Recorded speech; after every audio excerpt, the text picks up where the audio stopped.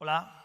It's an honor and a pleasure to be joining this thematic section of the summit intersecting the local and the planetary, scientific cultures, human solidarity, and ecological thought. My presentation is going to address what does it look like when communities, regular people, but also artists refuse to drown and instead react with both creativity and responsibility in the face of radical uncertainty brought about by one of the largest industrial environmental disasters in the history of mankind.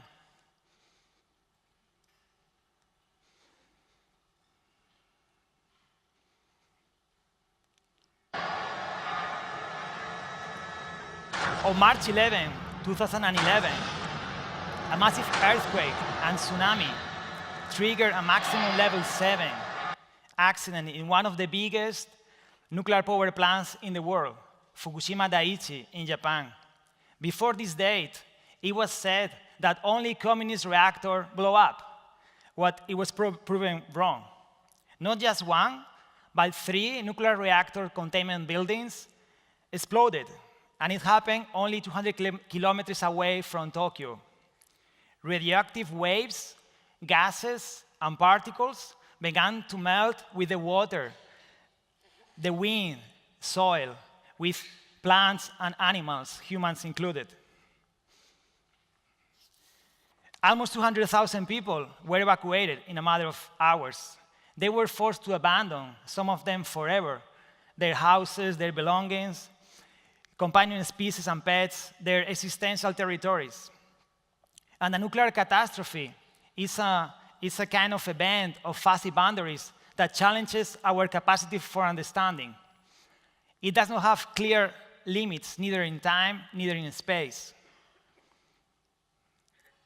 You cannot see, hear, or smell radioactivity. For example, a high radioactive source right now in this concert hall would not be noticed by any of us. Becquerels, nanosieverts are measurement units far away from public knowledge that they seem unreal. How many of you will know what to do in front of sorry. Shit. Sorry. How many of you will know what to do in front of this signal that says 5.4 nanosieverts per hour? Is this number safe or should we run? The nuclear aftermath produced an anthropological shock, the transformation of the consciousness in relation to the experience of insecurity and uncertainty in the face of an invisible threat. It's like a war without enemies. Simple acts of being, like breathing, touching, drinking, eating, walking, can no longer be performed innocently without considering radioactivity.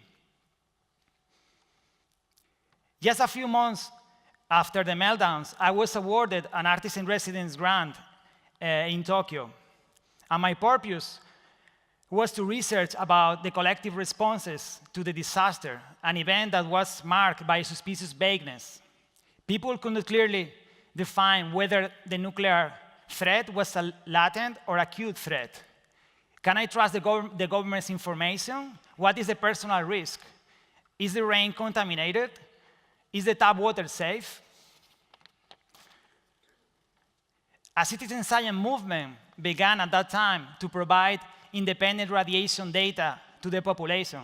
Hacktivists and technological experts developed free hardware, Geiger counters, and open source tools to measure and map the contamination in the streets, in the parks, the houses. Indeed, they started to produce maps, radiation maps, even before the government did. And those maps were used by local communities to have a more clear awareness of their sometimes radioactive surroundings. At that time, people all across the country also began to organize demonstrations on the streets. Before 2011, it was said that Japanese people don't go on the street to protest, but it radically changed after Fukushima. And it was quite exciting, I have to say, to join the anti-nuclear movement in their colorful actions and marches. An activist camp named Occupy Kasumigaseki was set up in front of the Ministry of Industry, Economy, and Trade. That picture was taken inside the Women of Fukushima tent when I visited them. One of my specific interests was to know the ways not only activists, but also artists were responding to the nuclear crisis, how they were reacting to the insidious radioactivity with their particular talents and heterogeneous skill sets. And these responses were astonishing. From the very first moment, through photography, performance, documentary, dance, fiction narrative, video art, and internet memes, these artistic responses to the nuclear crisis face a twofold invisibility. The physical one of ionizing radiation, but also the institutional invisibility, the affirmation by the authorities that the problem is under control. If you were walking in the streets of Tokyo on those days, you were able to find mysterious stickers with a girl in a raincoat and the words "I hate rain" with the radioactive symbol underneath. Or these stickers calling for attention about the danger of radiation in food. Or these others comparing TEPCO, Tokyo Electric Power Company logo with the atomic bombs that devastated Hiroshima and Nagasaki, just as a way to reflect about the third largest nuclear event in the history of the country. Others use a comic style and animation to represent the invisible dots, the invisible radionuclides as red dots. For photographers, to document something invisible is a challenge to which they have responded in very imaginative ways. How do you portray a radioactive forest? How do you visualize what is contaminated and what is not? In the world created in Fukushima, the boundary between reality and science fiction seems like an optical illusion. In that sense, the installation and the nuclear threat by an anonymous light art group is a remarkable contribution. A strange procession of souls in pain fleeing in the middle of the night.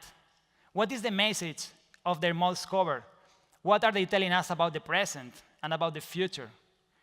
By placing disoriented human figures and a dystopian nature at the center of the problem, the artwork challenged us to think of our species as both the cause and the victim of its own activities on Earth. It invites us to radically rethink not only what nature and we humans could become in a dystopian tomorrow, but what we already are today. Because in Fukushima, nature has become the zone, and space and time are altered by human action, but where our biological sensorial systems has not evolved enough to perceive this alteration. And the zone is the name of an artwork that I created together with my colleague Roman Torre, and that has been exhibited at Laboral Art Center in Spain this year. The project is a big room-sized radical cartography about the Fukushima exclusion zone. The main piece is a 80 square meters interactive map projected on the floor, allowing the visitors to walk on the top of it. The map is drawn by the radiation data collected by citizen scientists all across Japan. 5 digitally fabricated objects on the surface, when approached by the visitors, activate a specific story that is screened on the walls. The zone includes also a documentation area with books, reports, and academic papers. At a time of profound environmental devastation and destabilization, Fukushima is an extreme laboratory of ongoing transformation. Is it a warning against dreams of technological progress turned into nightmares? But the archipelago of invisible contamination is also a laboratory of creative and radical responses of bottom-up initiatives intersecting the arts and the science. Artists, activists, and citizen science were able to produce both independent data and other social imaginaries about the ecological disaster, new sensibilities and adaptation strategies to inhabit a damaged world. Thank you very much.